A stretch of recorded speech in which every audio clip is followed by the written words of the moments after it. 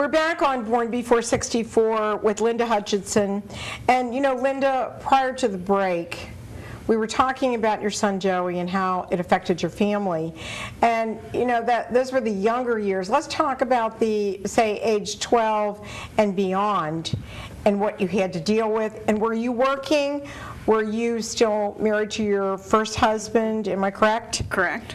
And what happened at age 12? Well, as Joey grew and got into 12, the things that he got into were no longer looked at childhood antics. They became looked at as juvenile delinquency. Right. Things, breaking glass windows, kicking dumpsters down over the ravine, things of that sort. Wow. And so he acquired a record, so to speak, a juvenile record. And he went in and out from the age of 12 into various detention centers, hopefully to change his behavior, his attitude, his look on life, that type of situation. Was he getting any mental health? Only psychologists. Some psychiatry did take a look at him, said that they didn't believe that he had any kind of a mental illness. When did you find out that he did? When he was arrested, and we had to bring in a psychiatrist for the trial.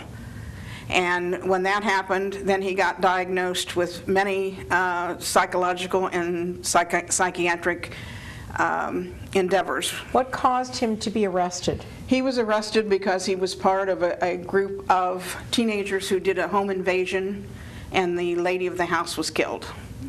Now, my son did not kill her, but he was part of that group. He was turned over as an adult and went to trial.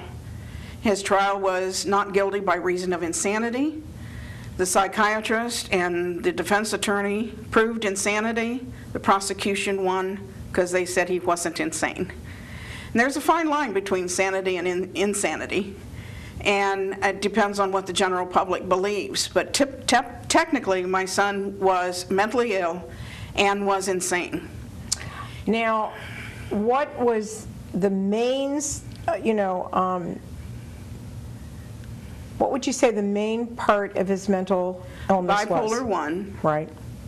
Personality disorder, paranoia, seasonal depression, and delusions. Now let me ask you this question. When he went to prison, what happened? Nothing. He didn't get any mental health at all? He spent the first 3 months at Ohio State Penitentiary, the old Ohio State Penitentiary, and they had him on Halidol. They transferred him to Lucasville, the maximum state security prison, at 17. Why? Because that's what he was convicted, so that's where they had to send him. And from that point on, he received no medication and no mental health treatment in prison. So when you hear about the statistics of the mentally ill in prison, and right now I think they're saying it's about 18% of the people in prison are seriously mentally ill. My son would not have been part of that 18%. He was never completely diagnosed in prison. So he spent 23 years, 100 days in prison, mentally ill, with very little attention. Whenever things got bad, they would put him into anger management classes, and that was it. Wow. So he had no medication. No. And did he do anything in prison that caused him to stay there longer? No. No. Only the state of Ohio had him stay 23 years, 100 days. Now, the person that actually killed this woman, was it a woman? Yes.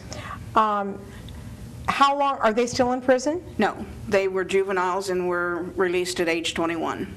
And so your son stayed in prison a lot longer than they did? Correct. Why?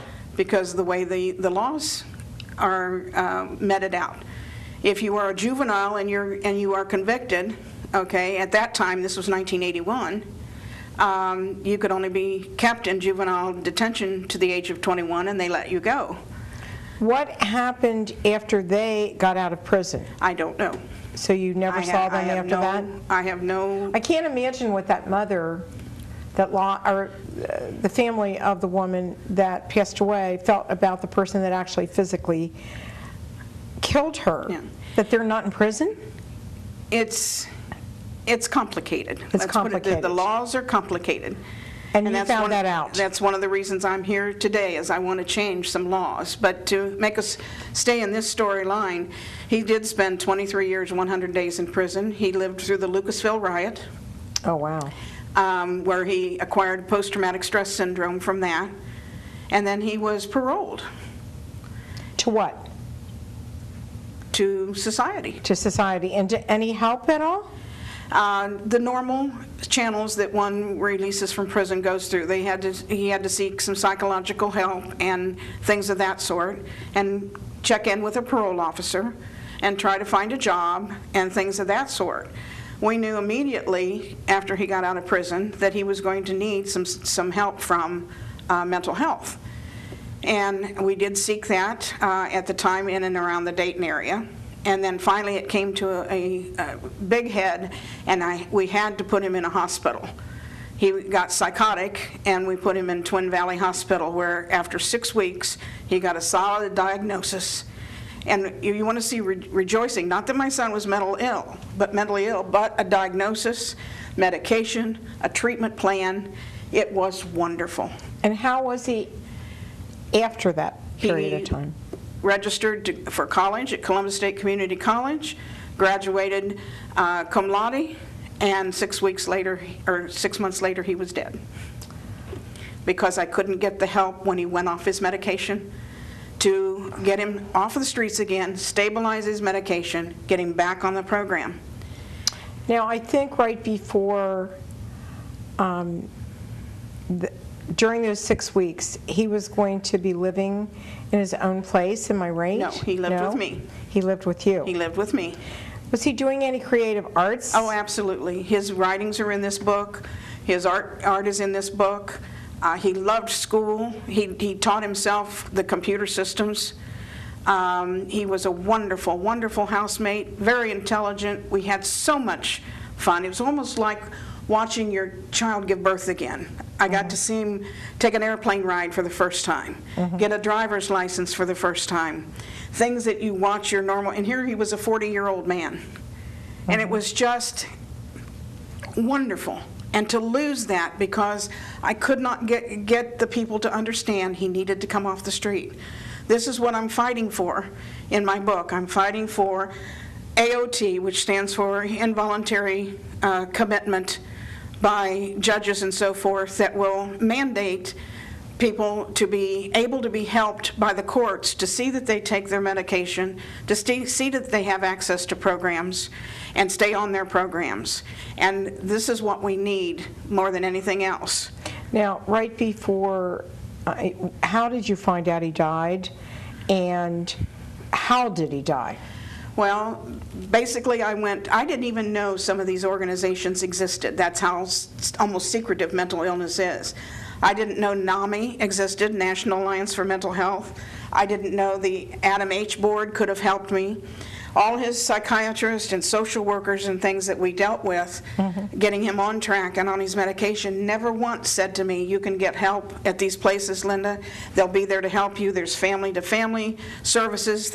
We just didn't know anything about it. And I was trying to do this all on my own, of trying to find this help. And they kept telling me, he's an adult. If he doesn't want to go into psychiatric confinement, you can't make him. We'll be right back on Born Before 64 with Linda Hutchinson, author of In My Petticoat, A Touch of Insanity.